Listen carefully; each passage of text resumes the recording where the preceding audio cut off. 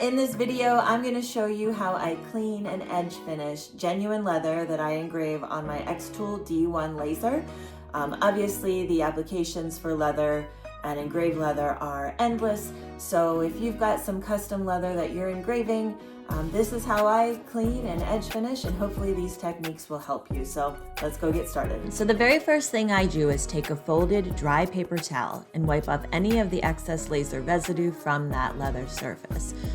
The more surface area that you have engraved, the more residue you're likely to have to wipe clean. There's a lot more soot left behind. Next, I want to smooth and burnish or seal the rough leather edges, both those that were cut naturally. In this project, it's the long sides, and the short sides, which are the ones that I cut with the laser. So I'm going to apply this Tokonole, which is a Japanese product. It looks fairly similar to a craft glue. To me, it's a little less sticky or tacky than that, but I do apply this lightly to the edges using a foam brush. It's going to help to merge all those little fuzzy rough sides into one smooth, sleek edge. It almost looks like it's been melted when it's done. So I'll apply this one edge at a time, and then I'll grab my burnishing tool and lightly rub against the edge there to get the Tokonole kind of set on the edge. And then I'll increase the amount of pressure that I'm putting on that leather edge, and I want that to look as smooth and shiny as possible. I'll also pay close attention to the corners to make sure those are smooth as well, and there's no loose fibers hanging out of the corner.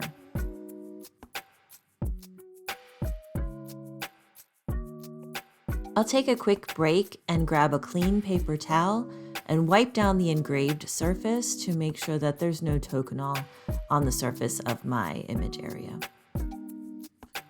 Now, even though the edges where I engraved the leather piece are really clean, there's no like loose edges on there, because it does have the laser kind of burn color and I don't know, a little bit of soot on there. I do also seal these edges, and then it also makes sure the corners come in nice with the natural edges that I did the Tokonole and the burnishing on.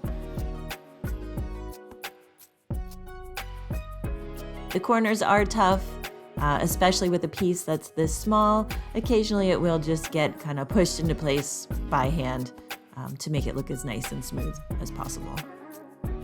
Okay, last step. We are almost done. We've got burnished edges. We've got the light laser dust removed from the surface. Last thing I'm going to do is apply some of this Smith's Leather Balm.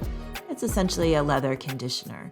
It also helps to remove any of that leftover residue or soot from the laser. So I take a small amount of this on a paper towel. You could use a general lint-free rag as well. And I'm going to rub that into the surface. You can see I am still getting some of the laser dust or soot back out from the burn of the laser. So I'm going to get a clean paper towel, wipe that down again, add a little more balm, and try to remove any residue that's left behind from that laser engraving process.